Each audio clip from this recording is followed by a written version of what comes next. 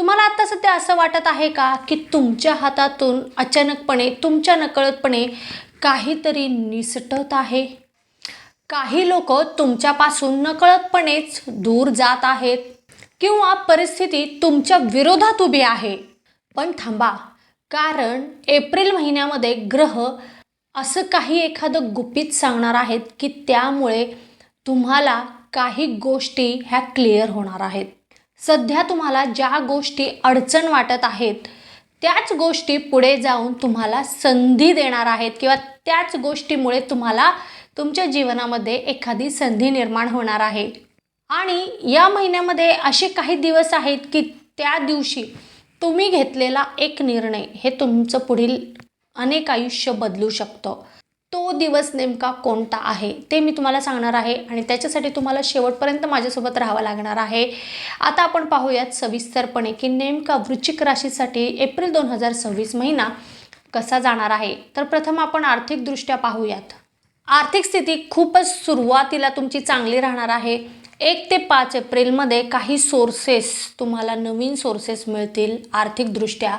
सोबतच काही आर्थिक सुधारणा तुम्ही करणार आहात आणि पूर्वी कुठे पैसे गुंतवलेले होते, इन्व्हेस्ट केलेले होते, तर त्याच्यामधून तुम्हाला भरभरून लाभ मिळणार आहे. साईड इन्कमचे सोर्सेस चालू होतील. परंतु 6 ते 12 एप्रिल दरम्यान अचानक पुन्हा खर्च चालू होईल. अनपेक्षितरित्या काही हॉस्पिटलमध्ये खर्च होण्याची शक्यता आहे. घरामध्ये कोणाची तरी तब्येत बिघडण्याची शक्यता दिसत आहे. सोबतच भौतिक गोष्टींवर खर्च तुम्ही करू शकतात आणि त्यामुळे जास्त एक्सपेन्सेस जेवढं मिळवाल त्याच्यापेक्षा जास्त खर्च राहील. त्यामुळे तुमच्या मानसिक आरोग्यावर पण परिणाम होईल. मानसिक ताण तुमचा वाढणार आहे. 13 ते 18 एप्रिल दरम्यान तुम्हाला खूप सावध राहायचं आहे, कारण नुकसान होण्याची दाट शक्यता आहे आर्थिकदृष्ट्या. कारण कोणाच्या तरी सांगण्यावरून तुम्ही कुठेतरी पैसे गुंतवाल आणि त्यामुळे तुम्ही नुकसानीमध्ये येऊ शकता. तर हे तुम्हाला करायचं नाही आहे. सोबतच एखाद्या ठिकाणी जास्त पैसे दुप्पट करून देणे किंवा असे काही आमिष तुम्हाला दाखवतील, मग त्या आमिषांवर तुम्ही बळी पडू नकात. म्हणजे सावध राहायचं आहे. या काळामध्ये तुम्हाला कोठेही गुंतवणूक करायची नाही आहे, कारण साफ फसवले तुम्ही जाणार आहात. ही गोष्ट तुम्ही ध्यानी ठेवा. 19 ते 25 एप्रिल दरम्यान पुन्हा तुम्हाला आर्थिक लाभ मिळण्याची दाट शक्यता आहे. एखादं नवीन काम मिळेल आणि त्याच्यामधून भरपूर तुम्हाला आर्थिक लाभ मिळू शकतील किंवा सोर्सेस तुम्हाला मिळतील. पुन्हा पैसे येऊ लागतील. तर या सगळ्या गोष्टी घडतील या काळामध्ये. 26 ते 30 एप्रिलमध्ये पुन्हा आर्थिक ताण येऊ शकतो, आर्थिक खर्च वाढू शकतात. मग त्यामुळे तुम्हाला आर्थिक नियोजन करून ठेवावं लागणार आहे सुरुवातीलाच, कारण मिळकतीपेक्षा खर्च जास्त राहतील या महिन्यामध्ये. त्यामुळे बचत करण्यामध्ये तुम्ही कुठेतरी असफल राहू शकतात. तरी त्याच्यासाठी तुम्हाला नियोजन करावं लागणार आहे. व्यावसायिक वर्गाला मात्र 1 ते 7 एप्रिलचा जो काळ आहे तो व्यवसायामध्ये थोडासा ताण देणारा जाणू शकतो, थोडासा मंदीचा जाणवू शकतो. तुम्ही जे काही अपेक्षा केल्या होत्या त्या अपेक्षेप्रमाणे गोष्टी घडणार नाहीत या काळामध्ये किंवा अपेक्षेप्रमाणे लाभ तुम्हाला मिळणार नाहीत. 8 ते 15 एप्रिलमध्ये तुम्हाला पुन्हा काही नवीन क्लायंट्स येऊन जोडतील आणि कामामध्ये वाढ होण्याची शक्यता आहे. व्यवसाय वाढीचा हा काळ असू शकतो. 16 ते 21 एप्रिल दरम्यान काही नवीन ओळखी होण्याची शक्यता आहे. व्यवसायानिमित्त कुठेतरी प्रवासाला जाण्याची शक्यता आहे आणि तिथे मग काही नवीन गोष्टी तुम्हाला शिकायला मिळतील आणि त्याचा फायदा तुम्ही तुमच्या व्यवसायामध्ये नक्कीच करून घेणार आहात. त्यामुळे आर्थिक लाभ पण भरपूर प्रमाणामध्ये तुम्ही कमवाल आणि व्यवसाय विस्ताराचा विचार तुम्ही करू शकतात. 22 ते 30 एप्रिलचा जो काळ आहे तो तुमच्यासाठी खूपच मोठा काळ आहे. कारण या काळामध्ये तुम्हाला व्यवसायासाठी अचानक एखादी संधी चालून येणार आहे किंवा मिळणार आहे आणि त्या संधीचा पुढील काही वर्षांसाठी खूपच चांगला एक परिणाम घडणार आहे तुमच्या व्यवसायासाठी किंवा ती संधी पुढील काळामध्ये खूपच फायदेशीर ठरणार आहे. नोकरी करणाऱ्यांसाठी मात्र 1 ते 6 एप्रिलचा जो काळ आहे तो थोडासा तणावाचा असणार आहे. कामाचा तुमच्यावर ताण असणार आहे, वरिष्ठांचं प्रेशर असणार आहे, काही नवीन अचानक कामं तुमच्या अंगावर येऊन पडतील आणि त्यामुळं तुम्ही खूप व्यस्त असणार आहात महिन्याच्या सुरुवातीलाच.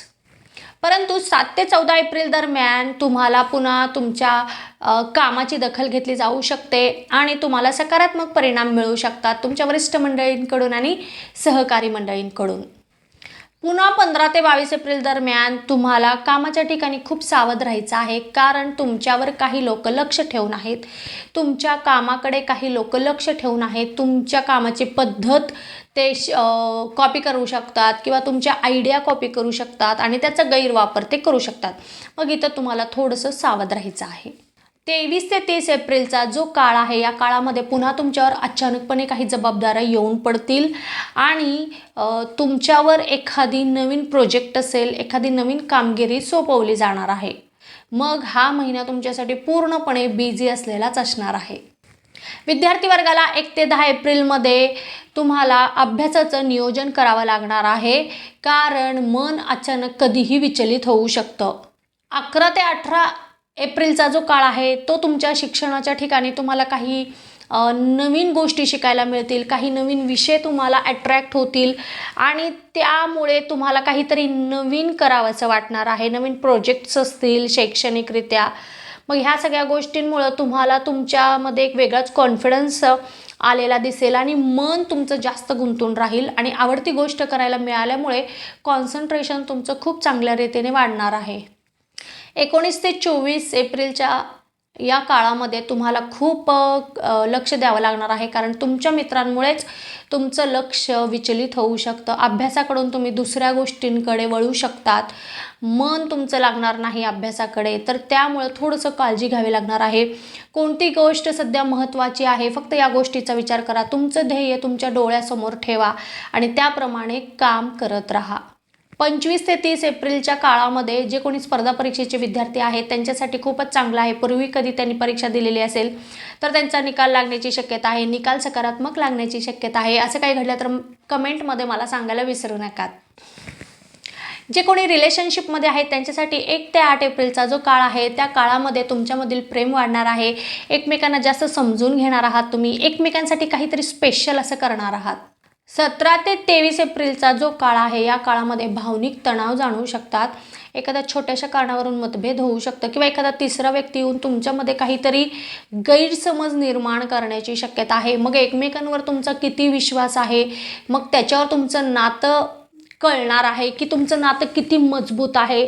खरं तर तुमच्या नात्याची परीक्षा घेतली जाणार आहे या काळामध्ये. जे कोणी विवाह इच्छुक आहेत त्यांच्यासाठी 8 एप्रिल ते 18 एप्रिल या काळामध्ये नवीन प्रस्ताव येण्याची शक्यता आहे. 23 एप्रिल ते 30 एप्रिल या काळामध्ये तुमचं पूर्वीचे कुठे जुन्या ओळखी असतील त्याच्यामधूनच एखादं रिलेशन तुम्हाला अप्रोच करू शकतं आणि गोष्ट पुढे जाण्याची शक्यता दाट दिसत आहे. तर लग्न जुळण्याची शक्यता इथे दाट दिसत आहे. महिला वर्गासाठी मात्र हा महिना महत्त्वाचे निर्णय घेण्याचा असणार आहे. मग ते तुमच्या कुटुंबाविषयी असेल, तुमच्या संतानाबद्दल असेल, तुमच्या रिलेशनशिपबद्दल असेल किंवा कोणती तरी तुम्ही व्यवसाय करत असाल तर त्याच्या संदर्भात असू शकतो. 12 ते 20 एप्रिलचा जो काळ आहे, या काळामध्ये तुम्हाला नवीन संधी मिळणार आहे. तुम्ही जर वर्किंग वुमन असाल तर तिथे तुम्हाला नवीन संधी मिळणार आहे स्वतःला प्रूव्ह करण्यासाठी. आणि ज्या कोणा महिलांना सुरुवात करायची आहे तर तुम्हाला पण तिथे एक प्लॅटफॉर्म मिळून जाणार आहे. 21 ते 27 एप्रिल या काळामध्ये थोडासा मानसिक तणाव तुम्हाला जाणवू शकतो, कारण तुमच्या संतानाबद्दल एखादी गोष्ट तुम्हाला कळेल, त्याच्यामुळे तुम्हाला काळजी चिंता राहणार आहे. तर एकमेकांशी बोला किंवा तुमच्या जोडीदारासोबत थोडंसं बोला आणि त्या गोष्टीचा जे काही असेल त्याच्या मुळापर्यंत जा आणि न बोलल्यामुळे मनातच जर तुम्ही गोष्ट धरून ठेवला तर त्याचा परिणाम तुमच्या शारीरिक आरोग्यावर होऊ शकतो. तर माझ्या मते गोष्टी बोलून तुम्ही सॉल्व्ह करण्याचा प्रयत्न करा. ज्येष्ठ नागरिकांना या महिन्यामध्ये थोडंसं मन अशांत राहण्याची शक्यता आहे. 1 ते 10 एप्रिलच्या काळामध्ये घरामध्ये अशा काही गोष्टी घडतील किंवा तुमच्याकडून काही कोणाला तरी बोललं जाऊ शकतं की त्यामुळं घरचे तुमच्यावर नाराज होऊ शकतात आणि त्याच्यामुळे तुमचं मन अशांत राहू शकतं. नंतर 11 ते 15 एप्रिलचा जो काळ आहे, या काळामध्ये आरोग्याची चिंता तुम्हाला खूप घ्यावयाची आहे, कारण आरोग्यावर परिणाम होऊ शकतो, आरोग्य खराब होऊ शकतं. 21 ते 30 एप्रिल या काळामध्ये तुम्ही तुमच्या कुटुंबासोबत वेळ घालवाल, एकमेकांना बोला, कुटुंबासोबत बोला, मग तुमचं मन हलकं होईल. वाटलंच तर मेडिटेशन करू शकता, योगा करू शकतात, व्यायाम करू शकतात, बुक्स रीडिंग करू शकतात. त्याच्यामुळे थोडंसं तुमचं मन बिझी राहील. कौटुंबिकदृष्ट्या हा जो महिना आहे तो चढउतारांचा आहे. 5 ते 12 एप्रिलमध्ये घरामध्ये एखादं कार्य होऊ शकतं, शुभ कार्य. परंतु 13 ते 18 एप्रिलमध्ये घरात एखाद्या गोष्टीवरून प्रॉपर्टी संदर्भामध्ये म्हणा किंवा एखाद्या मतावरून वाद होऊ शकतं आणि तो वाद वाढत जाऊन अक्षरशः रिलेशन खराब होण्याची पण शक्यता इथे दाट दिसत आहे. परंतु महिन्याचा शेवट म्हणजेच 21 ते 30 एप्रिल या काळामध्ये जर तुम्ही स्वतः मध्यस्थाची भूमिका घेऊन वाद मिटवण्याचा प्रयत्न केला तर सर्व काही वाद मिटतील आणि जुने काही वाद चालत आलेले होते ते पण मिटून जातील आणि घरामध्ये पुन्हा आनंदाचे वातावरण तयार होईल.